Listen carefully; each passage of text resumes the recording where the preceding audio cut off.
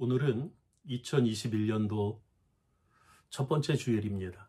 신년 주일인데 이렇게 인터넷으로밖에 인사를 못 드립니다. 안타깝습니다. 사랑하는 성도님들, 2021년도 한 해는 정말로 하나님의 은혜와 하나님의 축복이 성도님들의 삶 속에 가득하시기를 빕니다. 어쩌면 지금 우리는 역사에 남을 만한 가장 어려운 시대를 지나가고 있습니다. 이 어려움 반드시 믿음으로 이겨내시고 승리하시기를 바랍니다. 오늘 설교는 돌아가는 길입니다. 예레미야 선지자가 하나님의 응답을 받고 바벨론 포로에 잡혀있는 이스라엘 백성들에게 우리가 이스라엘을 회복하고 돌아갈 수 있는 길 3가지를 예언으로 선포하는데, 그 이스라엘이 노예에서 돌아갈 수 있는 그 길이 무엇인가 3가지를 함께 성경 말씀을 통해서 알아보도록 하겠습니다. 첫 번째로는 7절에 여호와여 주의 백성 이스라엘의 남은 자를 구원하소서 하라, 기도하라는 것이지요. 이스라엘이 어떻게 돌아갈 수 있을까, 회복할 수 있을까? 기도가 첫 번째입니다. 예수님 때도 한 번은 제자들이 이 병을 고치는데 실패해요. 그래서 예수님께 물어요. 왜 우리는 병을 못 고칩니까? 그랬더니 예수님이 기도에는 그런 방법이 없다고 말씀을 하시지요. 이 시대가 너무 이 현실주의에 빠져 있지 않습니까? 너무 가시적이고, 그러니까 보이는 것에 집중하고 너무 내가 아는 것이 전부라고 착각하니까 이 기도를 잃어버리고, 이 시대의 문제는 신비를 잃어버린 것이 저는 문제라고 생각을 합니다. 사랑하는 성도님들, 보이는 것이 전부가 아니지요. 생명에서 이 신비를 빼면 무엇이 남습니까? 생명은 우리들의 상식 이상의 것, 물질 이상의 것이 바로 성도님들이 살고 있는 생명 아닙니까? 이 세계와 우주가 정말로 성도님들의 상식선에서 움직인다고 생각하십니까? 세상의 이면에는 보이지 않는 것이 작용하고 있습니다. 그것이 정신이고 신앙적으로 말하면 하나님의 뜻이지요. 기도는 이 하나님의 뜻을 붙잡는 것, 거기에 기대는 것, 이것이 기도입니다. 결국 기도가 이루어지고 기도가 응답이 되어질 때 현실이 움직여지는 것이지요. 기도가 먼저입니다. 두 번째로는 어떻게 이스라엘이 포로에서 돌아올 수 있을까? 선지자는 이렇게 얘기하고 있어요. 8절에 그들 중에는, 돌아오는 사람들 중에는 맹인과 다리 저는 사람과 잉태한 여인과 해산하는 여인이 함께 있으며 큰 무리를 이루어 돌아오리라. 결국 이스라엘이 돌아오는 모습을 예레미야는 다리 저는 사람, 맹인, 잉태한 여인, 해산한 여인, 이들이 누굽니까? 약한 사람들이, 혼자 걸을 수 없는 사람들. 그들과 함께 할 때 돌아올 수 있다는 것이지요. 사랑하는 성도님들, 이것은 세상의 논리와 정반대 아닙니까? 세상은 성공하기 위해서는 함께 하는 사람이 강해야 하고 똑똑해야 하고 힘이 센 사람들이 친구가 되었을 때 그들은 갈 수 있을 것이라고, 원하는 것을 이룰 수 있을 것이라고, 성공할 것이라고 생각을 합니다만, 하나님의 뜻은 정반대입니다. 약한 자들과 함께 해라. 우리 주님도 약한 사람들과 함께 하지 않으셨습니까? 사랑하는 성도님들, 결국 이스라엘이 이 왜 망하게 되었는가? 애굽을 의지하고 아수르를 의지하고 정치적으로 이 강한 나라를 붙잡다가 그렇게 포로로 잡혀갔어요. 저는 우리들의 인생도 마찬가지라고 봐요. 우리가 왜 어려움에 빠지게 되는가? 사랑하는 성도님들, 정말로 복되게 산다는 것은 하나님의 뜻을 따라서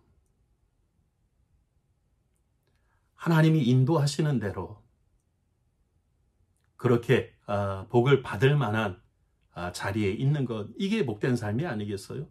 내가 억지로 복된 삶을 성공을 이루려고 얕은 수를 부리고 꾀를 내고 강한 자 함께하고 뭐 좋습니다만 결국 세상은 하나님이 다스리시기 때문에 그 생각한 대로 되지 않아요. 있는 복마저 빼앗기게 되지요. 바라기는 사랑하는 성도님들, 2021년도 어떻게 내가 복을 받을 것인가? 복은 받는 거예요. 내가 찾아가는 게 아니고. 그렇다면 내가 정말로 하나님이 기뻐하시는 그런 복된 자리에 서시기를 바랍니다. 약한 자들과 함께 하십시오. 그러면 이루어질 것입니다. 세 번째로는 9절에 그들이 울며 돌아오리니 어떻게 돌아오는가? 나의 인도함을 받고. 이스라엘이 회복하고 돌아오는 길은 하나님의 인도함을 받는 길이랍니다. 신앙은 하나님의 인도함을 받는 길이지요. 이 시대에 많은 기독교인들이 있습니다만 이 결정적인 결정을 자기 주도하에 자기의 선택과 결정에 따른다면 아직은 그것은 덜 신앙인이지요. 다윗이 여호와는 나의 목자시니 내게 부족함이 없으리라 그렇게 고백한 고백 속에는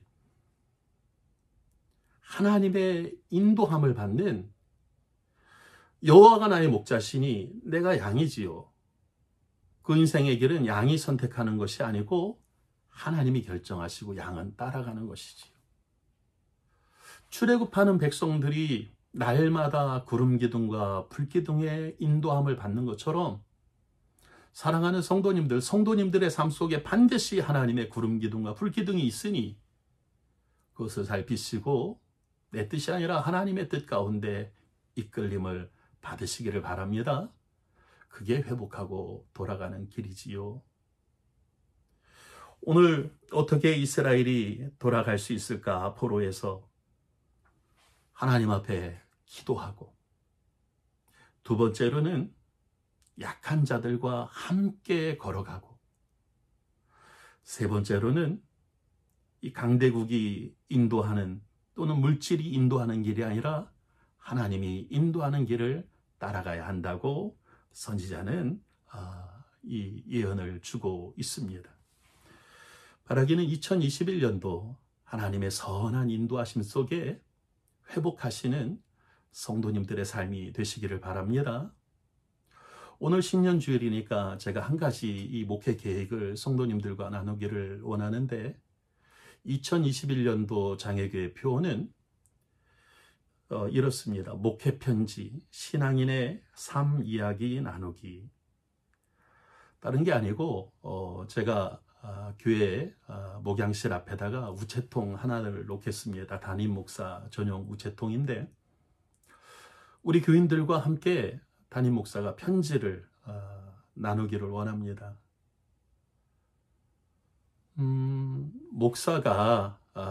목사의 소명이 교인들의 신앙의 길을 잘 이끌고 돕는 것. 교인들의 멘토가 목사 아닙니까? 그런데 제가 목회를 하면서 안타까운 것은